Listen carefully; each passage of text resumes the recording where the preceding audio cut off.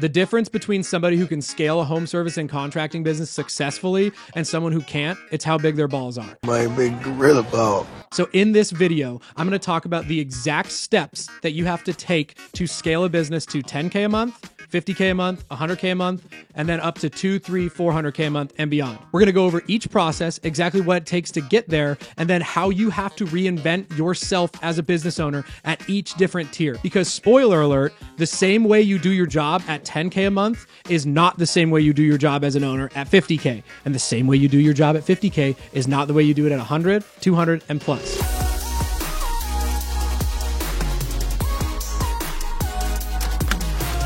The first thing we need to talk about with home service businesses is defining the term. Sometimes people say like, oh, I want to scale, but ask yourself, do you actually know what that even means? What is the definition of scaling? In terms of scaling a home service business, the actual definition found on ChatGPT and Google, scaling is a company's ability to grow its revenue and output significantly, key point, without a proportional increase to costs. That is incredibly important, that second part. Without a proportional increase to cost. Meaning, it's not just about getting the revenue number higher, it's actually about getting the overall business growing higher while still maintaining profitability, and in a lot of cases, actually getting more profitable. And so we look at my own business, we actually have a higher profit margin when we do $400,000 a month in our peak season than I did when we were doing $100,000 a month. Because as the business grows, a lot of the systems become more efficient. We'll dive into that a little bit more. But the first thing I want to do is pop up this graphic on the whiteboard here. This is the 4 layers to scaling sales in a home service business. I actually made this on Canva. Yes, I know, very impressive. But what sometimes happens, especially when you watch my YouTube channel and you watch me on Instagram, or a lot of you guys are in the Home Service Accelerator, either starter group or the pro group, is we talk about so many different marketing avenues that sometimes you get so overwhelmed by the 1,000 different ways that you could potentially get customers that you start doing a million things once, not the same thing a million times. I want you to hear that again. Stop doing a million different marketing things once and focus on doing the best couple things a million times. That's what scales. And so when we look at this graphic, a few things that I want to point out is this is just made to simplify things for you. Yes, you can cold call, you can door knock, you can do mailers, you can do email, you can do Instagram organic, you do Facebook organic, you can spam Facebook groups, you can run Facebook ads, you can run Instagram ads, you can go on Google LSA, Google pay-per-click, Google My Business, all of these things. There's yard signs, every possible piece of signage in the world. I just listed probably 15 off the top of my head, and you're probably not even doing 3 of them at the level and the scale that you need to actually get the results. And so what I did with this graphic is I wanted to show just how simplified it can be. And so there's really 4 layers to scaling sales. The first layer is really simple. It's lead gen, right? If I dumb it down, it's the only things that you need to do right now, if you're doing less than, in my opinion, 400K a month, like the only things you need to focus on right now are Meta, both organic Facebook and Instagram, and then paid Facebook and Instagram ads, Google, and all of the Google things under it. So Google Maps, you should be optimizing Google Maps page. If you have a little bit more cheddar, you can run Google pay-per-click ads, you can run Google local service ads. But again, I think that Facebook ads are better for most businesses. Now, you should know your trade pretty well. If you have a little bit extra cheddar and you know Google pay-per-click pencils for you, absolutely scale the living daylights out of that. Then outside of that, you have your signage, right? So your yard signs, your A-frame signage, billboard strategies if you're a little bit bigger company and you want to build brand, gift card campaigns, truck wraps, all that jazz, right? All of that falls under signage, right? And then you have content. That's pretty much it.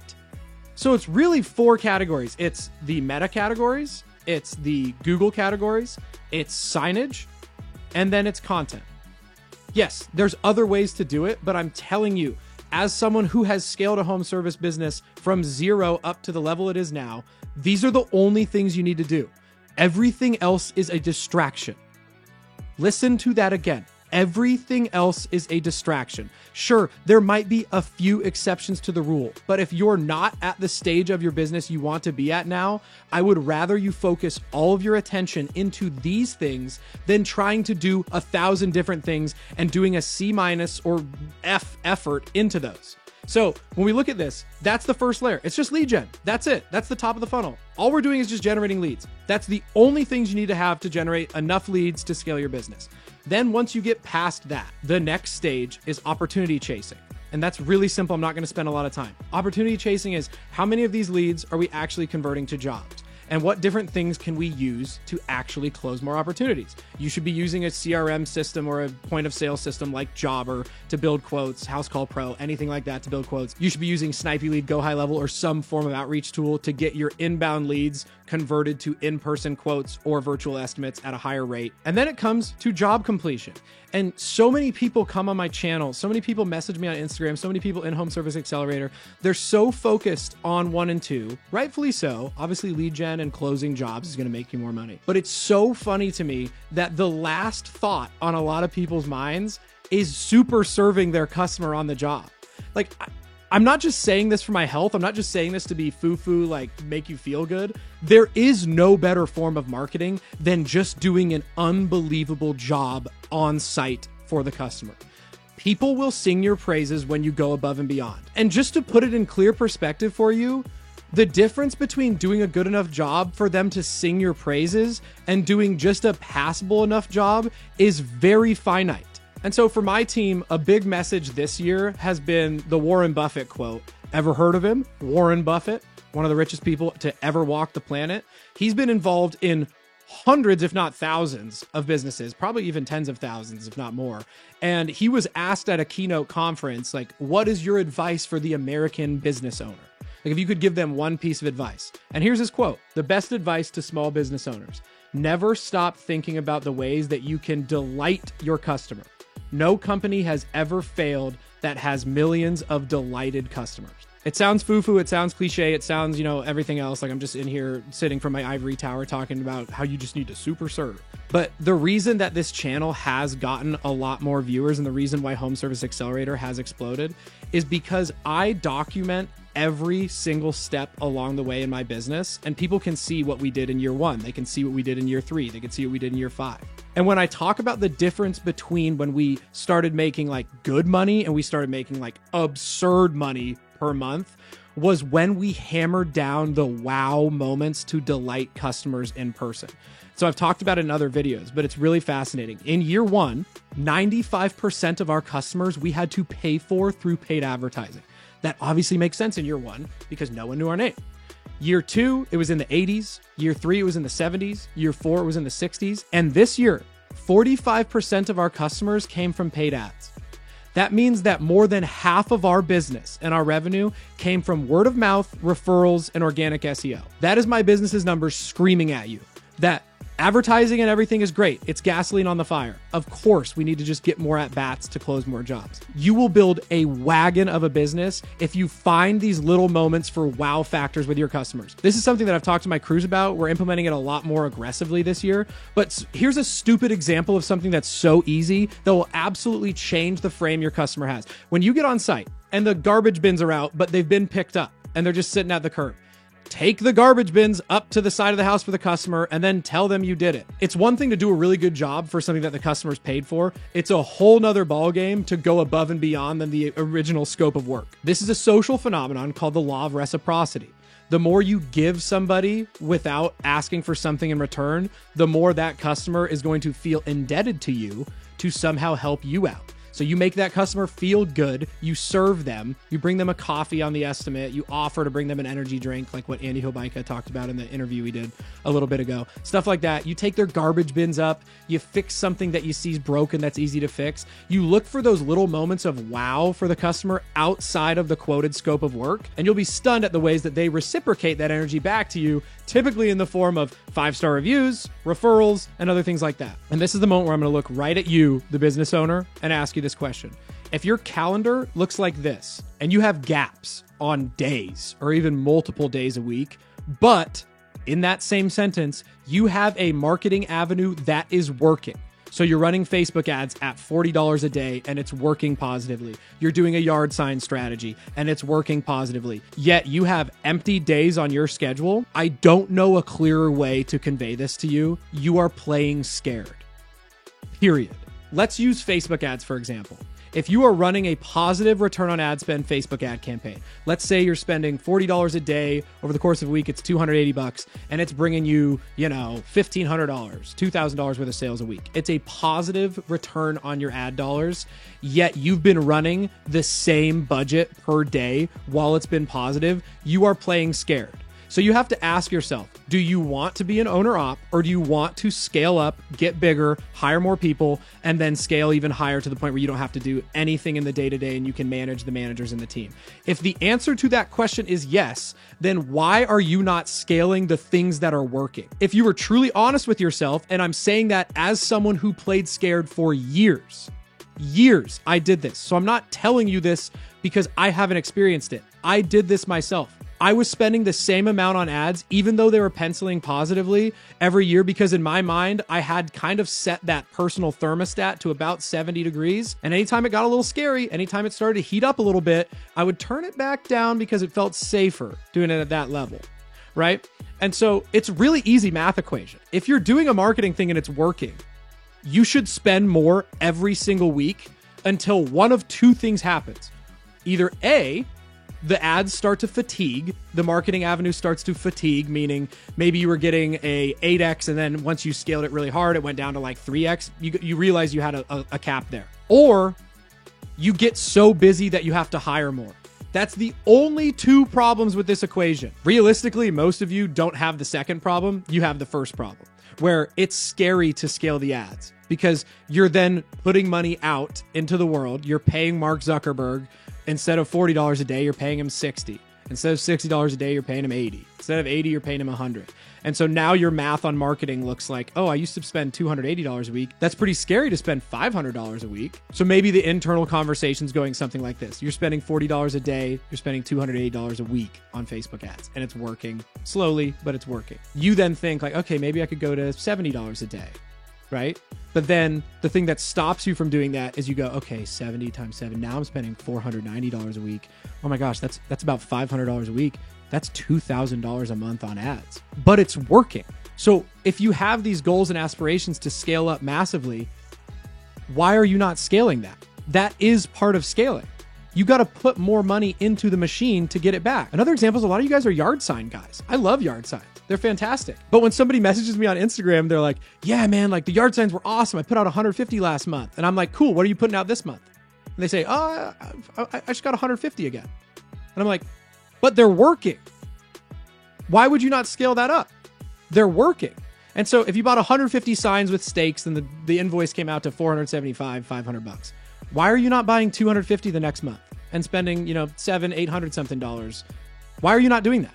You already have the proof that marketing avenue is working. Why are you chasing Thumbtack? Why are you chasing Angie? Why are you chasing other things when you have the proof in your own business that this marketing avenue is working? Why are you not pouring more gas on the fire? And the answer for me 2 or 3 years ago, and the answer for you probably right now, is that if we're brutally honest with ourselves, you're playing scared. And that's okay, because as a business owner, you have to reinvent yourself because it is scary. It is terrifying to spend more. It is terrifying to call your shot, for lack of better term, because it's easy to be in this world where if the ads did not work at all you're out this week was $250, $280, whatever it is. That's not scary. The scary part is when you start scaling ads and they don't work. In one of my businesses, we spend about $125 a day. In another one of my businesses, we spend over $1,000 a day. You don't get there overnight. You get there because the things that are working, you continue to scale because you're seeing that work.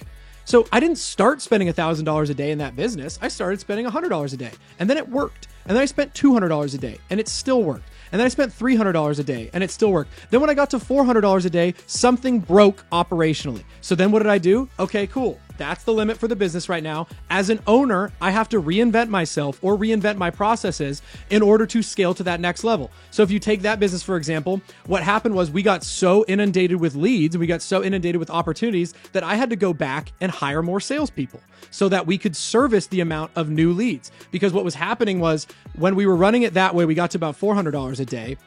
My sales guys were getting so overwhelmed with work that our close rate started to go down in terms of leads coming in to actually buying customers because the sales guys were so overwhelmed that they couldn't even manage everybody. So what did I do? I went out and got another salesperson and I fixed that process of the business. And so what happens is, if you look at this overall, it's very clear. I had to reinvent myself as an owner in every different stage of the business. And spoiler alert, I will continue to have to reinvent myself as an owner in every other scaling stage that goes from here. The things I did at $10,000 a month are not the things I do at $50,000 a month. And the things I did at $50,000 a month are not the things I did at $100,000 a month. And if you take the Christmas light business, for example, I can tell you with confidence, and it's been documented on here, the things I do at $400,000 a month in peak season as an owner, we would go bankrupt if I was running the business the same way that I was running it at $50K a month or $100K a month, because those systems don't scale past that level. In the first year, I did everything myself. In the second year, I offloaded operations. Third year, I brought in some salespeople. Fourth year, I brought in more reinforcements into both of those departments, brought in people to manage the phones, office staff, all that jazz. It is not coincidence that when I fired myself from those positions and hired dedicated positions across the board, dedicated people for sales, dedicated people for operations, dedicated people for the actual office staff, they're better than me at that job because they're able to spend more dedicated time to it. Yes, as the business owner, you know your business better than the people you hire. That's why you're the owner. But you don't have enough time in the day as an owner to do all of those things yourself. And so what happens is those things suffer drastically as you get busier. Your customer service falls, your close rate in sales falls, your attention to detail on the operations side falls when you're trying to white knuckle and do everything yourself instead of bringing in reinforcements. But in order to be able to afford reinforcements, you have to sell more at a higher margin to be able to afford employees. And that is where the scaling gets scary. So I'm going to put this graphic on the board. Most of you watching are probably in the blue zone here. And the way that I define these in a home service business is, depending on what your trade is, your revenue and your sales are going to be a little bit different depending on the zones. What I mean by that is, like, if you build pools for a living, your average ticket's like 40 to 100 grand. Your launch zone is going to be a little bit larger in terms of revenue compared to like a window cleaner whose average ticket is like $300-400. But you know your numbers, but the process is the same. In the green zone, where you're launching, you're doing everything yourself. Most of you watching are in this blue zone now. You're starting to see traction. You're starting to see growth. You're having a few random days in a week where you're like, man, I could use the extra help here, but maybe not enough to hire somebody full time. That's the growth zone. That's where it gets fun.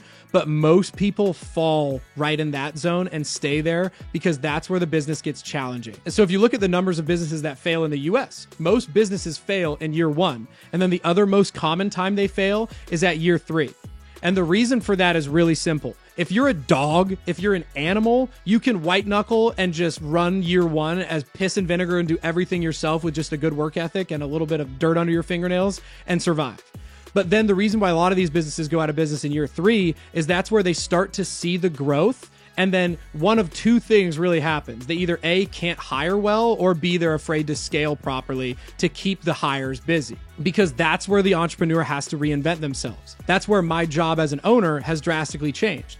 And so if you're watching this video, I want you to ask yourself, like, what stage are you in?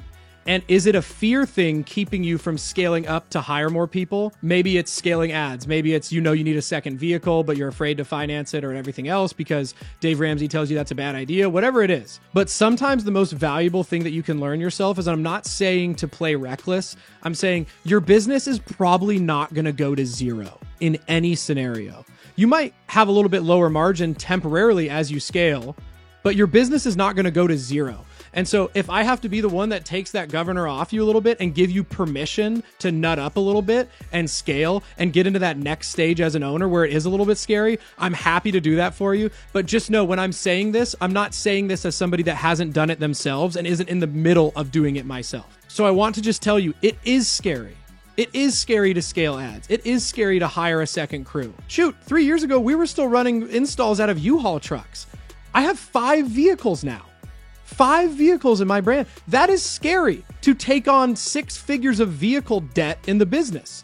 That's terrifying. But I knew, because I was able to learn from people before me and able to see the blueprint a little bit, even though my situation's a little bit different, but I can promise you, my situation was also a lot different than the exact blueprint that people before me built. But the brass tacks of your business are the same. So let me be the one to take the governor off for you.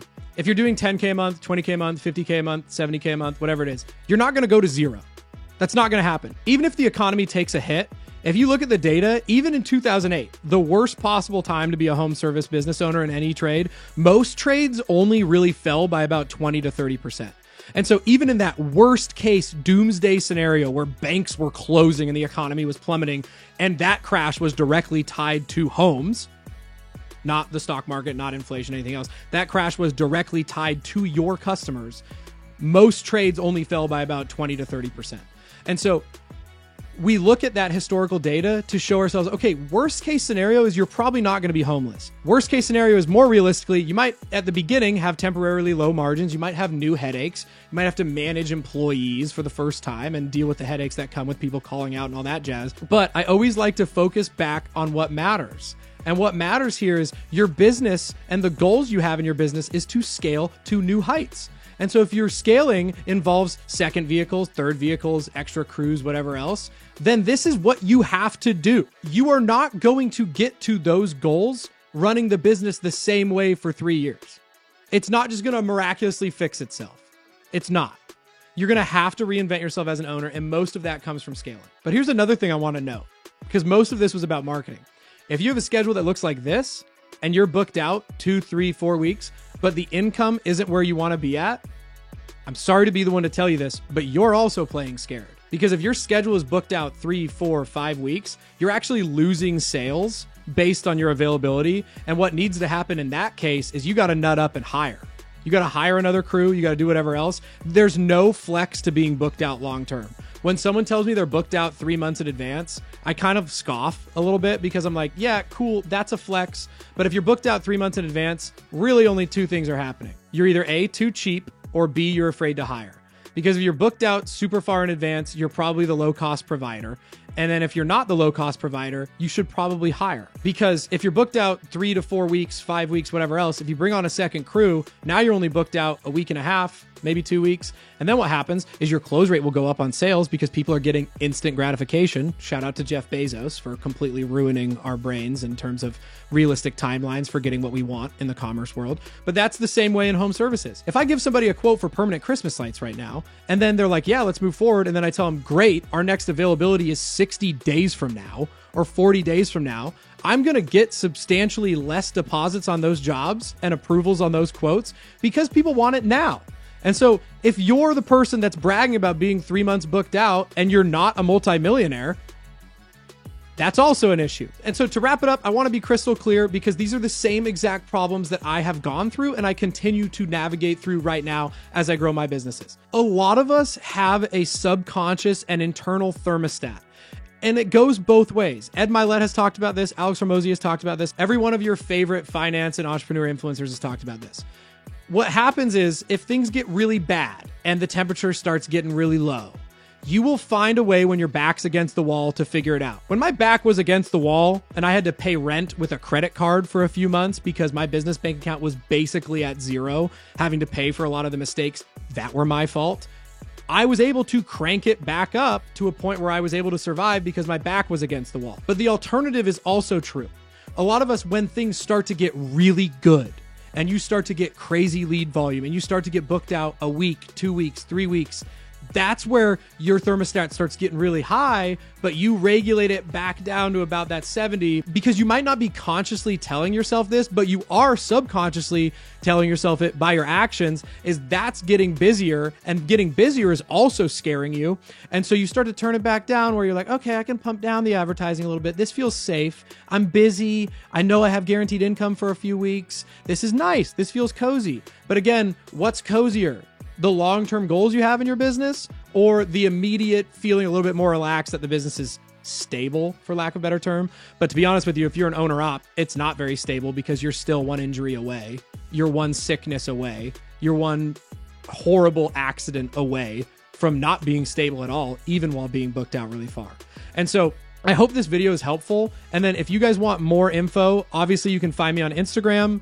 You can subscribe to me here. There's a lot of videos talking about marketing, sales, and everything else. And then if your business is below about $15K a month in sales, you can join the starter school. It's $97 a month. A ton of templates in there for advertising with signage. You get access to me 2 times a month on group calls, all that jazz. If you're over $15,000 a month and you want to join Home Service Accelerator, where we come in, we actually show you how to run Facebook ads yourselves. We show you how to run your Google Maps SEO yourself, all without agencies, and you can be a part of a home service networking group that at the time of filming has about 325 people. Feel free to book a discovery call with us there. We'd love to help you out. Otherwise, sub to this channel. Keep watching. I appreciate you guys watching this video. I hope it helps, and I'll see you guys on the other side.